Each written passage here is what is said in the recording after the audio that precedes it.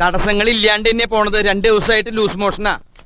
എന്നേ ചിരട്ടം കൂടി വിഴുങ്ങിക്കോളൂ, അടഞ്ഞോളും. അവിടെ വീൽ ചെയറിൽ ഒരു സാധനത്തിനെ കൊണ്ടിരുത്തിയിട്ടില്ലേ, അതിന് കൊണ്ട് കൊടുക്ക്. പ്രായപൂർത്തിയായ ഒരു പെൺകുട്ടിയുടെ മുറിയിലേക്ക് ഒരു അന്യ പുരുഷൻ, അതും അനുവാദം കൂടാതെ കിടന്നു വരുമ്പോൾ ഇങ്ങനെ സംസ്കാരമില്ലാതെ പെരുമാറാൻ കുട്ടി ആരാ പഠിപ്പിച്ചത്? തനിക്കിത് എന്തിന്റെ കേടാ? എനിക്കൊരു കേടുമില്ല. കുട്ടിക്ക് എന്തെങ്കിലും കേട് പറ്റിയോ?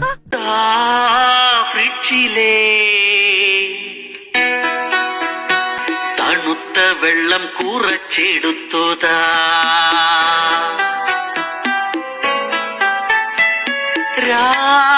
രാത്രിയിലൻ സുഹൃത്തുമായിട്ട് കുടിച്ചു മതിച്ചിടുവാ, കുറച്ചു ടച്ചിങ്സ് ഉണ്ടേലെടുത്തതാ,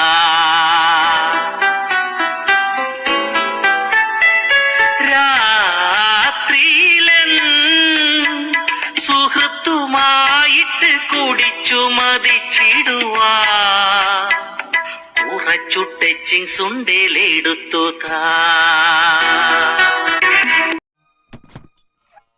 കണിയാരല്ലേ?